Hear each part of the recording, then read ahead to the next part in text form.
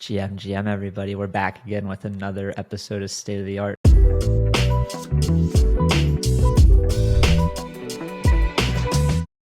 This time we're joined by the legend, Dave Krugman. Dave, how are you doing today on this beautiful Saturday morning?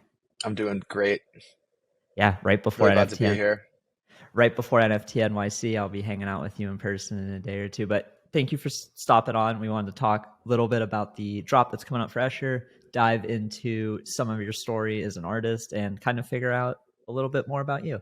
So to start off, I have a question I ask everybody, and it is, where did you grow up? Great question. I grew up outside of Boston, Massachusetts, in a town called Needham. And, it's like 25 minutes outside of the city. There was a lot of nature, but also had access to like a, metropolitan area.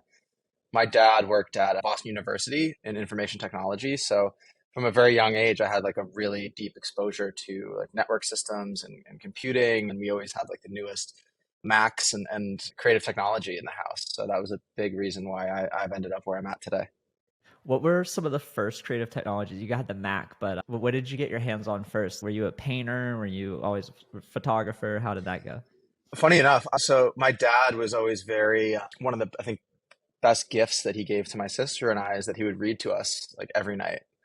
Really good books, like incredibly, Watership Down and like Isaac Asimov books before we could even read. So the reason I bring that up is because while he was reading to us at night, I would take tracing paper and I would like draw, trace characters that I found in some of my other books and like comic books and stuff like that. So I was always really interested in the visual arts. However, I just have never really I never really had the natural knack for illustration or drawing. And so when I discovered photography, it was a way for me to participate in this visual arts craft without having to actually like render my imagination onto paper. And so I think that was probably my first really experience, was just being really obsessed with how to draw and how to create, the images in my mind on paper and then moving that into photography. Another really interesting thing that I think is a huge part of my journey here is that I had AOL. Like we had the AOL on those CD-ROMs that would come Yes. in the mail. And I had AOL in like third grade. And my screen name was Davy Wavy. Like I had the original Davy Wavy username. No No numbers. numbers, no underscores. And the reason I bring that up is because so much of my creative career is reliant on network systems. And in it, on AOL in like third grade, my friends and I would have these chat rooms and these like groups, and we would have this kind of social layer online, and then we'd meet up at school, and then we'd go home, and we'd still be talking. And this was the precursor to social media that we grew into later in middle school and high school and college. And so just that early jump start, learning to type, um, learning how to communicate through avatars and away messages and stuff like that was an incredible foundation for the world that we find ourselves in today. So a huge part of my journey as well. No, there's something about, and we're similar in age. I think you're a couple years older than me, but there's something about being able to see the transition from analog to digital in real time during our formative years Hmm.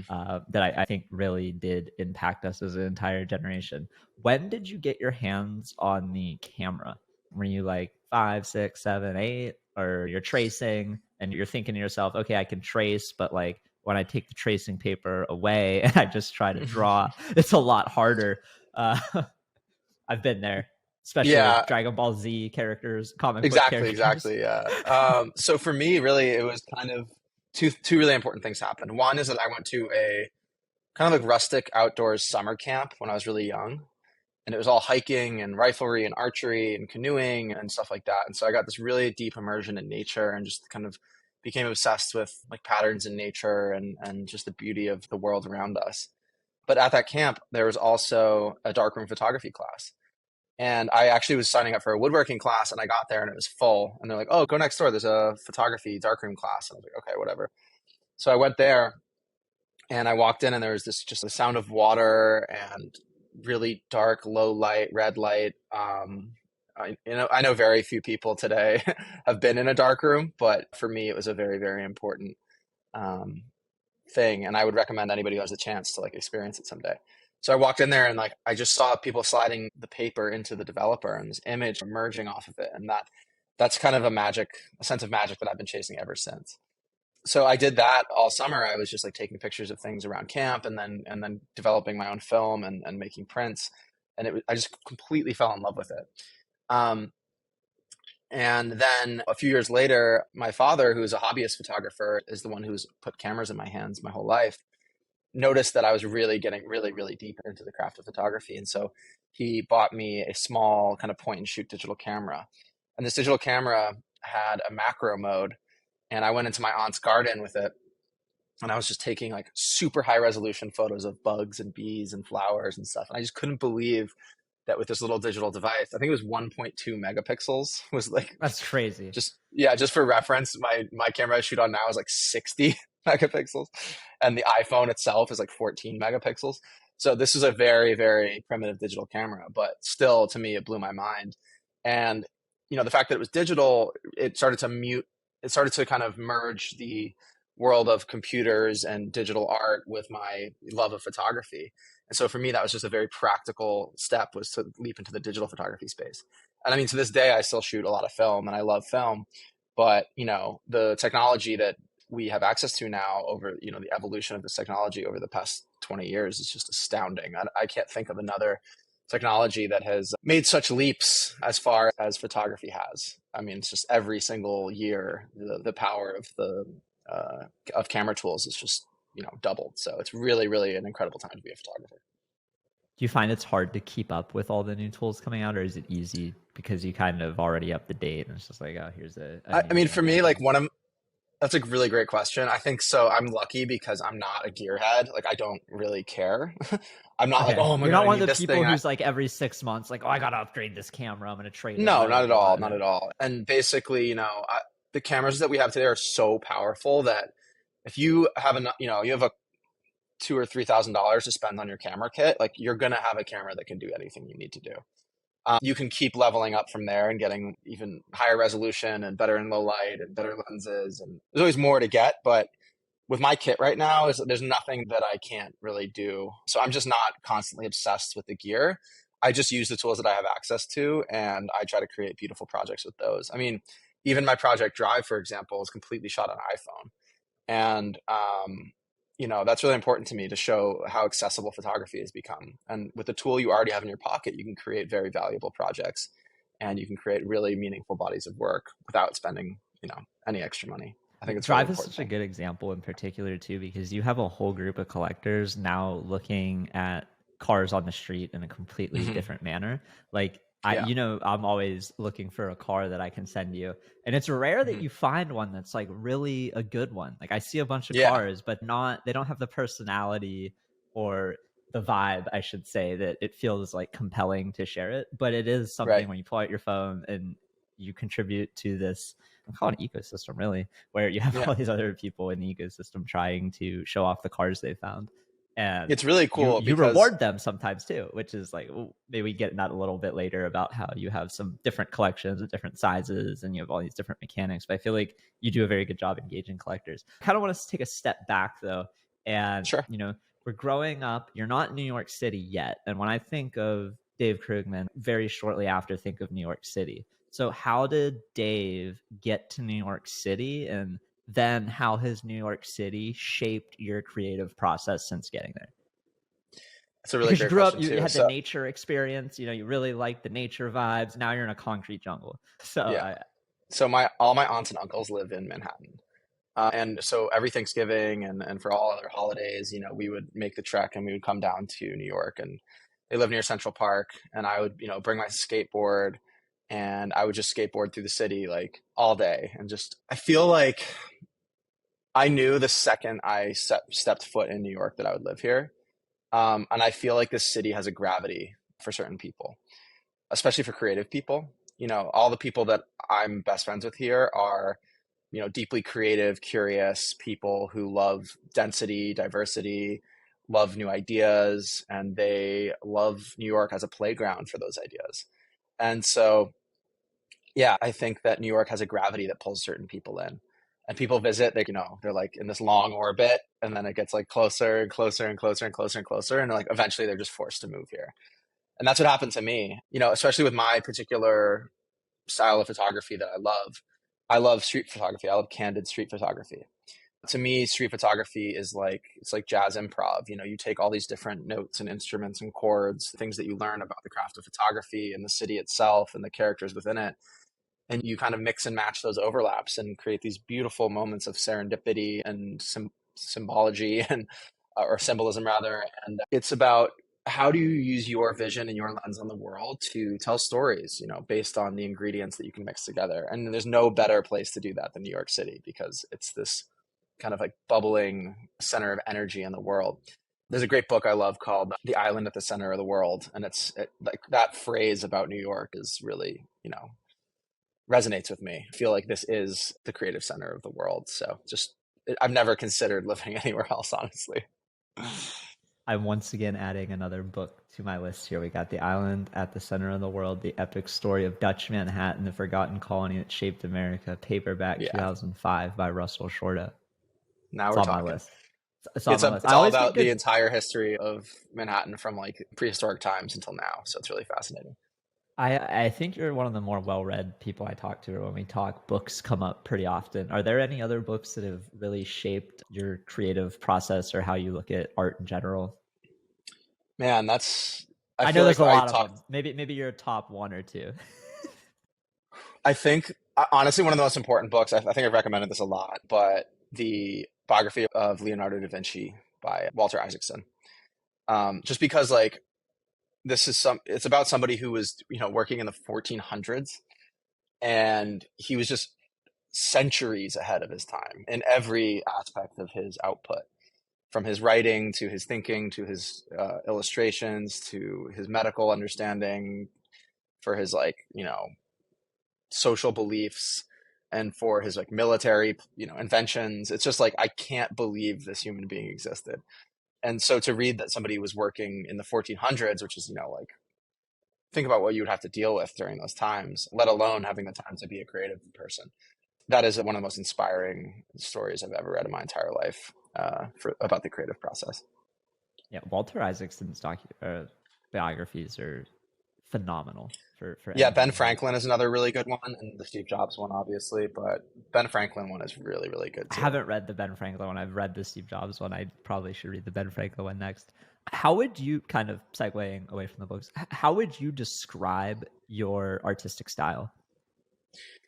I kind of call it like neo-noir street photography. So I'm very inspired by like Blade Runner, Akira, The Matrix. Like, I'm a big sci-fi guy, and like I like to look at the world through that lens, because every day we're inching closer to that kind of, you know, digital dystopian landscape. Like, one thing that I'm noticing about my photography in 2023, for example, is, you know, there's so many more screens, there's so many more lights, like, you know, people shooting by on these like one wheel scooters, and there's like LEDs flashing everywhere, and then they have like these visors, and like, you know, every bit of them is like cyberpunked out. And, you know, that's really fun for me as somebody who grew up watching Blade Runner and like the imagination of this world. Like, we're inching towards that world every single day. And, you know, even on the subway, screens are becoming cheap enough where like all the subway ads are like digital screens now. And that's both really cool photographically, but also really cool for digital artists like myself. Every screen that pops up is a canvas for the work that we create.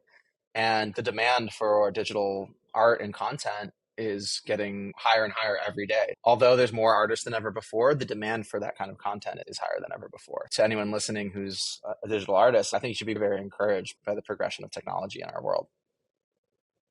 Now, how does that tie into the pieces you create and how you want them to be displayed? Because when I think of photography, I think of something that is generally displayed physically in a print form. But are Mm. you thinking more digital future displaying when it comes to your creations? Does that matter at all? Or Yeah, I mean, so I'm a digitally native photographer, really. Like, most of my work, the way that people experience my work mostly is online and on whatever screens they have in their pockets or on their desktops or in their living rooms. Like, so right behind me, I have this Samsung frame. It's a 75-inch art frame. And like, there's no better way to see my work than on a screen like that. One reason is because I create my work knowing that it's going to go on a screen. So it's very dark, it's high contrast, and it's illuminated from screens are backlit. So when you have a print, you have to bounce light off of it so that you can see the light comes back and you can see what's on the print. But with a screen, it's radiating the light. And that actually, for me, is a lot more fun because, when I'm creating these kind of like cyberpunk, high saturation, high contrast, glowing lights at night kind of vibes, it just looks so much better on a screen. And especially since so much of my work is inspired by cinema, cinema is something that radiates off the screen as well. It like makes its own light. And so to me, like I love the digitally native kind of displays. Prints are beautiful too, but for my work, I don't mind at all that it's mostly displayed on digital surfaces. I love the cinema reference here. I gotta ask, like, what are some of your favorite cinematographers, or what are some of your favorite inspirations from film? Look, I saw The Matrix at a really critical time. Like I saw it in Like, you theaters. were like, well, what age were you when The Matrix came out? Like 13, 10, somewhere Yeah, around there? I was like just becoming a teenager. I was born in 87. I think The Matrix was 99. Yeah, that's pretty Could old. be wrong about that. No, I think Maybe that's close. It was 99 for sure. 99. Okay, so Like a yeah, year, right? I was like 13 or whatever. And I was just like, I walked out of that theater and I was like, my whole life was different. I couldn't believe that, not only just like the action and the way it redefined action movies, but just the conceptual kind of, we're moving into this like metaverse, like simulation theory, digital dystopia. And I just was like, oh my God, that's so cool. But then visually also, it kind of extended the legacy of other movies that I love. It takes notes from Star Wars, it takes notes from Blade Runner. Dark City came out, I think the same year, maybe, this movie Dark City. Have you seen Dark City? I don't think I have. I'm Dude, gonna watch pull it Dark up and City. see. So Dark City is like a very 1998. similar concept to The Matrix. I think it came out just before The Matrix. Very Yeah, it came similar out a year concept, before. way more noir, like way weirder. It has the guy who is that actor that's so good. He was in High Castle. He's like the main character in Man in the High Castle. Rufus Um, Sewell. Probably, yeah. Yeah, But it's such a good movie. It's like this murder mystery noir set in this like weird digital simulation. awakes in a hotel And bathtub with amnesia, receives a phone call who urges him to flee the hotel to evade a group of men who are after him. So that's how it starts. mhm, I'm yeah, gonna stop reading the plot so I don't spoil it, but it's going on the list. yeah. But dude, like this is like such an underrated movie, and I think it kind of got dwarfed by The Matrix.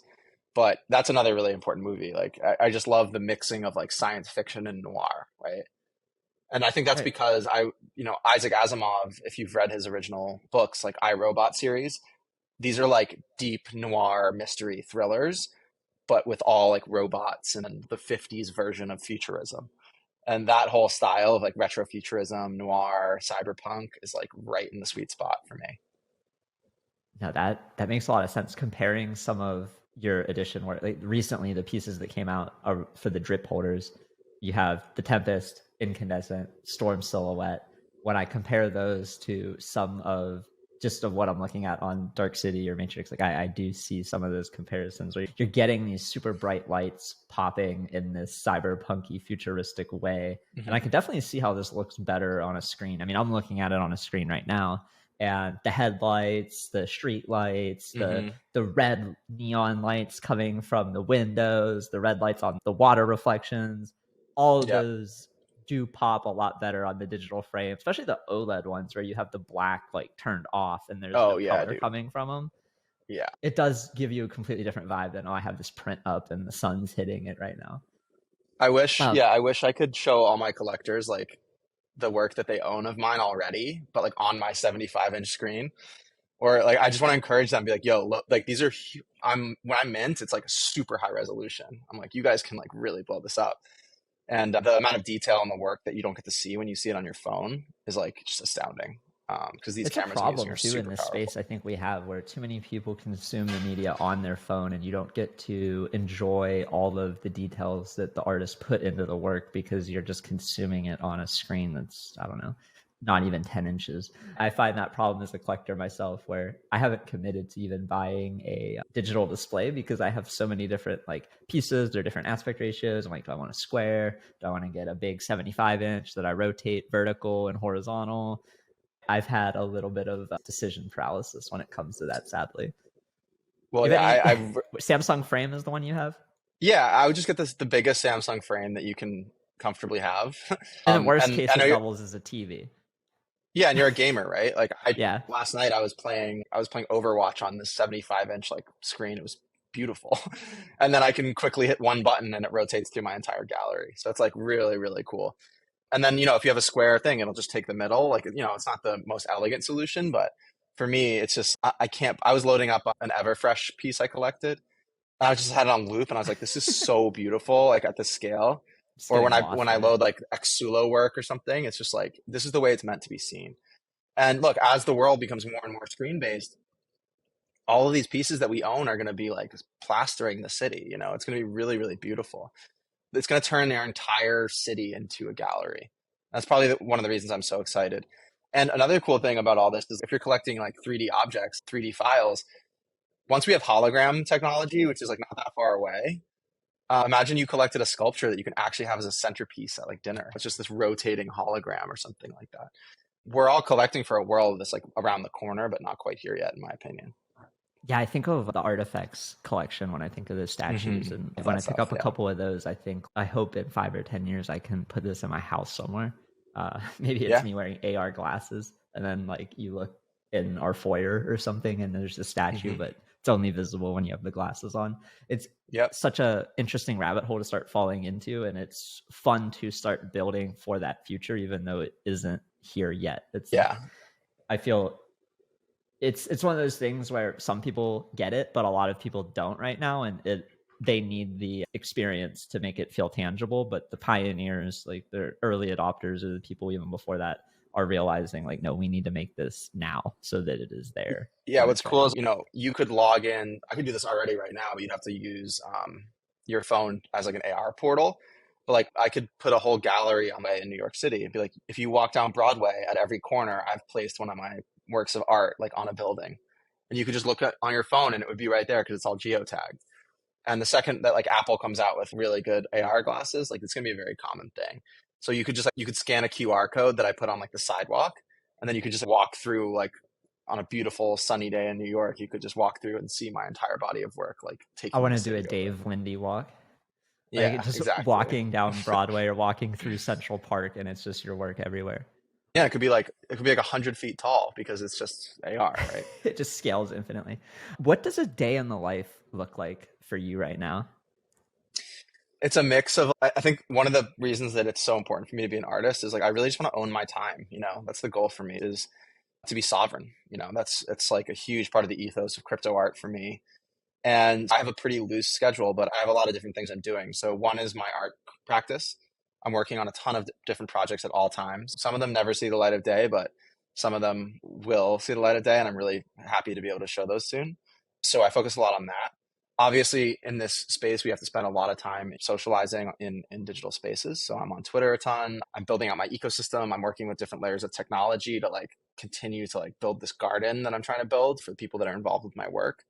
And then I have the all ship side of things too. So I do a lot of consulting work and I throw a lot of dinner parties and events and concerts and galleries. And I just try to be as social as possible because I do think that the root of all value is community. All these tokens, whether it's art or money or like fiat, whatever it is, these are symbols of, a community consensus. The only reason Drip Drop is like a valuable project, I think the floor today is like zero point 0.4 or something. It's because people like see value in being a part of the ecosystem I'm building. And that consensus has been created by my participation in social circles and the way that I talk about art and the beliefs that I hold and how those beliefs resonate with other people that are interested in participating in similar systems. To me, anything I can do to help artists build those systems for themselves and to prove that a creative life is possible, that's how I spend most of my time. In a more practical sense, like I like to wake up, I have coffee, I'm really into food, so I cook.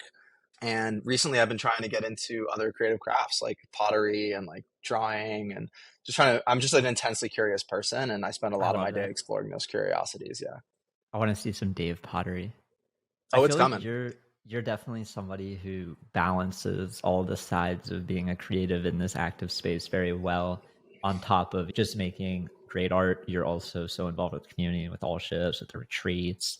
And one thing I think you do really interestingly is how you have different collections, like from one-on-ones down to the drip drops, um, so that people can enter your ecosystem at almost any price.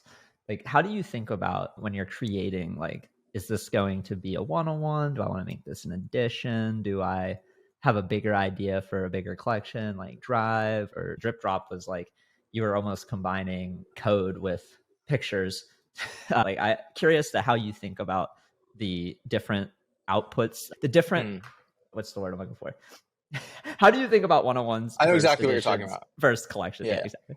So I'd say I have 3 types of art that I'd say I have 4 types of art that I put out right now. Let's start with one-of-ones. So my one-of-ones are like, I consider my legacy on the chain. This is my best work that I've ever created. It spans my entire career. Like I've saved very important works that I still haven't minted. And like, these will be my like premier top of the funnel. Like, you know, you guys like, if you want to bet on me, like this is the item. Like my upcoming Christie's auction is like, I've been holding this piece for so long, waiting for the right moment, and now it's finally here, and I'm putting out one of the best works I've ever created for that. So my one-of-ones I take very, very seriously, and they will be my like legacy on chain. Now, selling one-of-ones is a very slow way to build community. So I think editions are the other thing that I'm working on too. So like an edition is work that I'm very, very proud of, and I think is a huge part of my ecosystem and is still some of my best work. But these are images that like didn't quite make my one-of-one cut, where I'm like, I can use these to expand my ecosystem and put some of my best work into the hands of many. And that many is the community like support layer that supports the ecosystem as well. The third type of art that I create is wider conceptual projects like Drive and Drip Drop. And those are all one-of-ones as well, but they're one-of-ones that are part of a cohesive body of work. So I kind of file them away differently in my mind. And these projects have a lot of mechanics that I think help or allow me to play in the technology layers and use the technology as a canvas. So for Drive, I realized that I could use NFTs as incentive tokens to incentivize creative behavior across the world.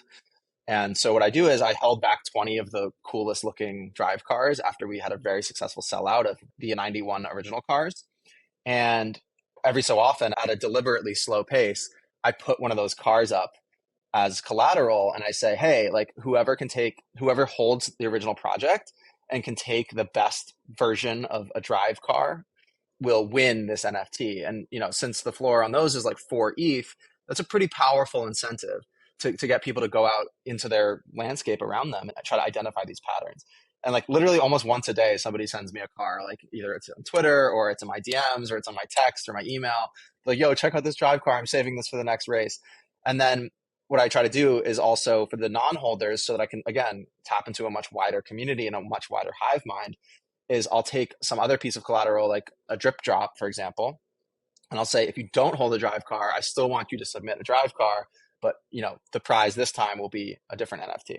And so that way I can activate the entire global community. And we've had definitely over 1,000 different cars have been submitted to this project over the course of 9 different races. And right now we have 11 races crazy. left. And there will be a drive lap too as well, which I'm very eager to share soon. Oh shit. That's some alpha. That's some alpha for real. I think almost a year ago from today, I won a trophy car. Yeah, you had a great. You've contributed. I think you won it in a raffle, but you actually. I think I got lucky on that one, but I'm always like looking for the cars. Yeah, and since then you've submitted so many good, cars. And what's cool about it is it gets people to look at the world around them differently. Like I'm walking around this city with friends, and like at NFT NYC, when everybody comes to New York, like people are like, "Yo, there's one," and you're right. Like I set up a pattern and like a set of constraints that it's very hard to find a car that fits into that pattern and those constraints. But when you see it, you know it, and you're like, that's a Drive car. I mean, I almost got hit by a car in New York taking a picture of one. Because I was like, shit, I need to run out there and get this. And like the light turned green and I'm in the middle of the road trying to get the right, horizontal shot of the car because it can't be a head-on shot. It needs to be from the side angle with the building or whatever, bodega, or whatever piles of no one said it would be easy. No one said it would be easy. But yeah, so, and then just to close the loop on the different types of art I make, one other type of art that's very important to me is collaborations. So what I love about collaborations is if each artist has their own ecosystem, think about an ecosystem like a circle. So when I do my collaborations with Xsulo, for example, he's able to take his ecosystem and my ecosystem, and then Ollie does the music, has his ecosystem, and it's that triple Venn diagram, and in the middle is where all of our ecosystems overlap. And so like I get access to all his collectors, he gets access to all my collectors, and also within like where those circles overlap, we're building a creative world that could not exist without each of our contributions. And that's really, really important to me because we get to make work that could not exist otherwise. And also we get to create worlds that exist only at like the overlaps of our imagination. And that's really, really fun. So I think those are like the four categories of art that I'm kind of focused on right now. No, and I think you do a really good job of pushing each different category in its own direction. Like you have Storm Drain, which came out for drip drops. Do you want to talk a little bit Mm. about how that came out? Because I think that's a really unique mechanism that I haven't seen any other artist apply to a collection yet. Yeah, so Storm Drain is really cool. So Storm Drain I did with Transient Labs. I pitched them this idea. I was like, hey, I have all these drips out, and there's two things. One is that we're having a lot of trouble with people respecting royalties, right? There's been a bunch of wars, platform wars, and what Blur has done to the ecosystem. It's honestly such a shame, but that's a longer conversation. But one of the solutions to this, in my opinion, is owning some of my own work, right? So I decided, why don't I create a mechanism by which I can basically trade new one of ones of mine or of other artists. I can stake them in a contract, and my holders of Drip Drop can bid in a ranked auction, but the way they bid is they bid in drips. And so you always have to bid at least one more drip than the person below you. And then I did a bidder's edition for everybody who bid, running up the drip count. And I ended up trading one of my one of ones for 12 drips back. And so like I got to then take all those drips and then redistribute them back into the ecosystem for other incentives and different stuff. So I got to basically create a tank of fuel to continue to propagate the memetics of the project across the social media ecosystem. And it's just a novel way to engage with the technology, in my opinion. And actually, our next Storm Drain is a really dope piece from Brian Brinkman. And so Okay. I'm really excited for that. So keep an eye out. We're going to do it, I think, right after NFT NYC. We have everything ready, but we don't want it to get lost in the sauce. So after NFT NYC, the Storm Drain will open again. I check the weather, and The 420 Brinkman. Storm Drain. Exactly. And Brankman's putting a one of one in there. So really excited. And he puts the one of one in there, and then the contract automatically will swap all the drips that are in there. It'll swap it automatically to the winning wallet, and he'll get all the drips. He Ah, so gets to he gets the drips. That makes sense he because gets he all the puts up the drips. Yep. 101. So he gets the drips, and now he is Hmm. aligned with you in this Yep. journey. Yeah, and the benefit to me is that I get to reward my community of people who believed in me. I mean, some people have like 45 drips, and maybe they wouldn't have access to a Brinkman one of one, but because they have 45 drips and the bidding pool is limited to 545 drip holders, it's a better environment to win a one of one than it would be if it was on super rare or something like that. No, I love that. Yeah. You're really pushing the boundary on the tech level as well as the art level. Like I think that's something really important that I care a lot about as being more of a crypto native before getting in NFTs is like how are we using this tech to do new and novel things that cannot happen outside of this ecosystem. So it's always Yeah. exciting to see not only badass art come out, but then art that pushes the tech forward too, because now you're giving other artists inspiration for their own game theoretical mechanisms that they can put in. And it's not like there's a fine line between doing it in a way that artificially hypes something and doing it in a way that actually authentically engages the community without that hype getting to them. And I think Mm, you are one of the best doing it in the latter, where it is more based off engaging the community and not about like, hey, I'm doing this thing, buy the drips. It's going to be a drop. right. And then once the drop is done, like the drips go down because people are upset that they didn't win or whatever. I think you do it very well with your intent and how you engage the community. Is there anything you think about to like make sure that you're not overhyping or not feeding in? Because I feel like we've talked a little bit about open editions and larger collections and satisfying collector demand. Like how do you think about that when it comes to your supply of these collections and everything? That's a great question. So to me, my North Star in all of this is like, how do I align the incentives of everybody who's participating in this ecosystem and my ecosystem? And if I feel like I'm about to do something that is disrupting the alignment of those incentives, then I know I'm off track. If I feel like I come up with an idea that aligns incentives in a really clever way and like gets people excited about the work I'm making, then I think I'm on the right track. And I just always try to err on the side of providing value. People have bet tremendous amounts of ETH on me as an artist. And my number one goal, like I'm not gonna just take that and walk away and be like, yeah, thanks, sucker. Like that's not it at all. Somebody who is willing to purchase one of my one of ones or is willing to enter into any of my different collections, like they have my deepest gratitude and they are at the forefront of my mind in everything that I'm going to do with my artistic career because they're fueling it. And so basically, when I saw the open edition meta, explode again, I it's tempting, I'm not going to lie, like seeing people at similar levels to me making like a few $1,000,000 just in like 24 hours. I'm like, yeah, it's pretty attractive. I could do a lot with that to further my goals in my creative career and to help other artists and do a lot of stuff like that. But I just didn't have something ready that I was proud of and that I felt would be additive to my ecosystem. It felt extractive at that moment for me. I think some people did it really well, and I will definitely do some sort of more open edition in the future as my floors rise out of reach of the everyday collector. But it's just an example of a moment where I felt like I had to resist the temptation to just drop something into that wave because I knew that it would be a compromise with my integrity of how I want to build out my ecosystem. Because I want my projects to outlive me. I'm building for long term value and long term ideas. And I think that if I break my focus on that long term path and building slowly with intention, then I will certainly regret it in the future. And so now that I resisted that one moment, like I can come back with a much deeper, cooler, more technical idea that I'm actually working on something, but it won't come out for a long time. But I figured out a way to do it that works for me and my community and my collectors and my ecosystem.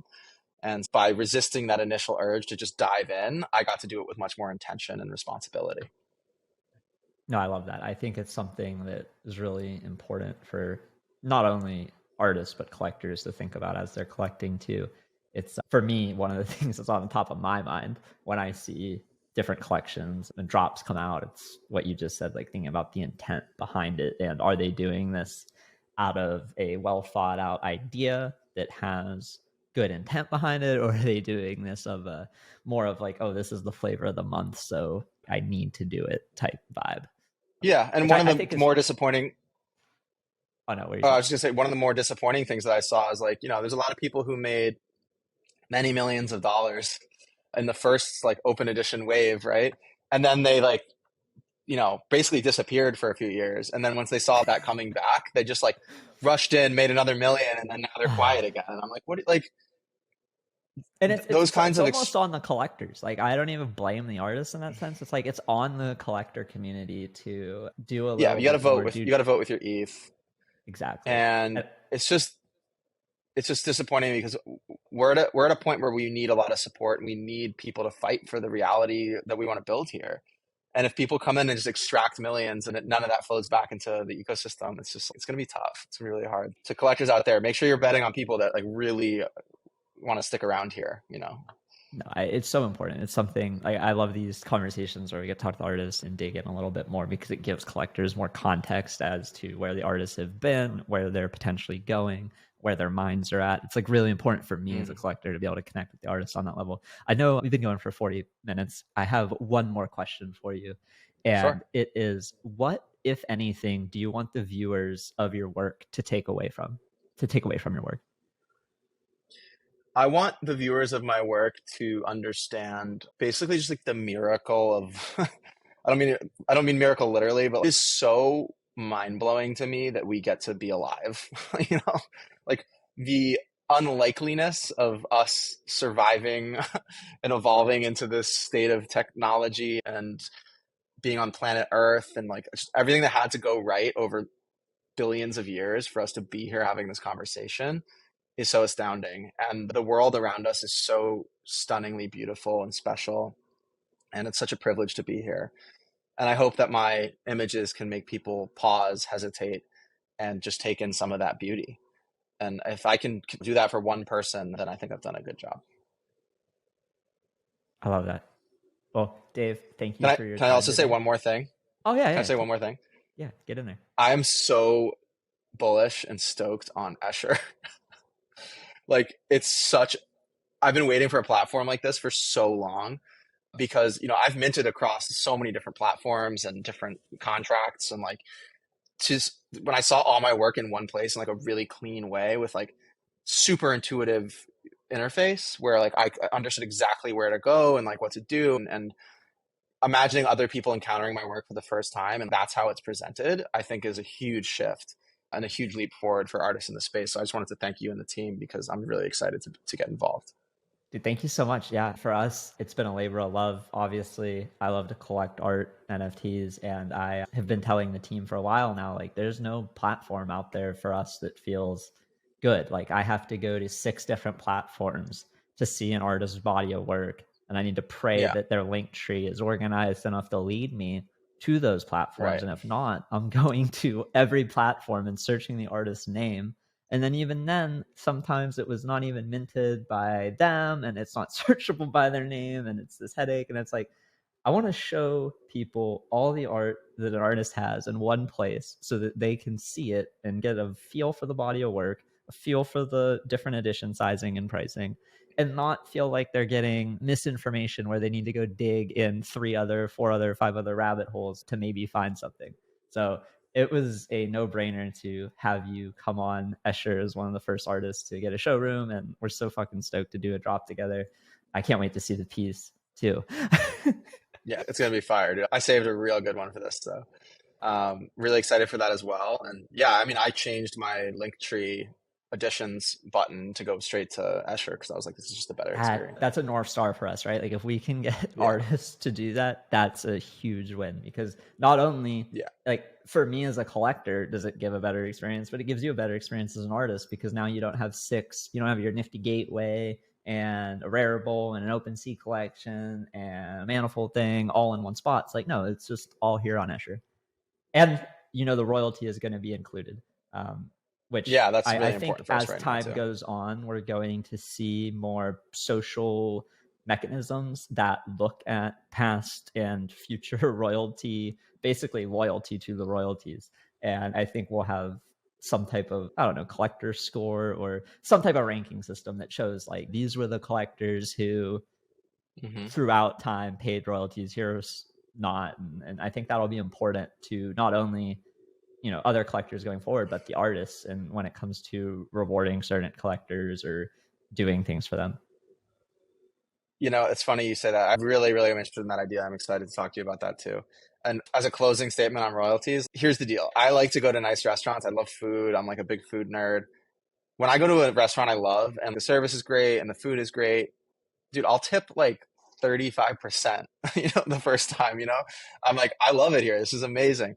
And the next time I come back, like all of that value, that extra value that I put into the experience, the extra cash, that all flows back through like, drinks, appetizers, desserts, like the joy of being in an environment where there's a mutual respect that you've built.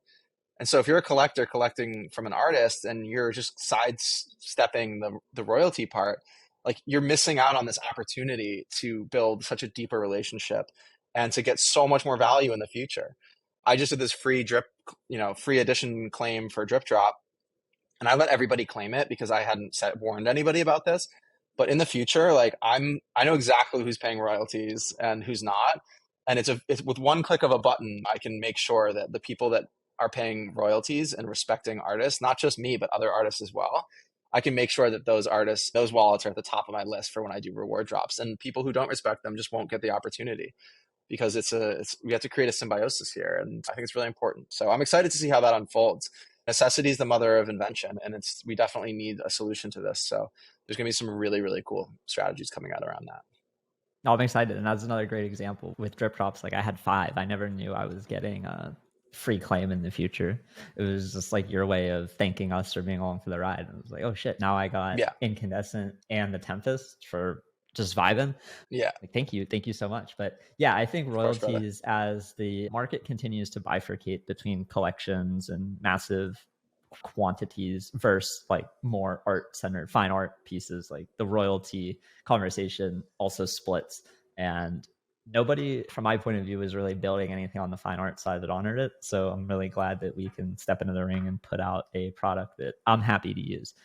Another North Star is, am I excited to go on Escher every day and go down a new rabbit hole? And if that answer is yes, like, I know we're on the right path with it.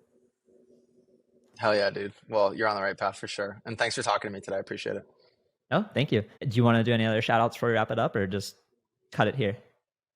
Yeah, go to allships.co, read all of our articles. I'd be really grateful for your support. And then just go to my link tree, which is linktree.com/Dave Krugman, and you can connect with me across the ecosystem. And I'm just really excited, and I'm more bullish than ever on this space, despite all the craziness. To me, this is the future of how digital artists make a living and build communities. No? Well, thank you, Dave.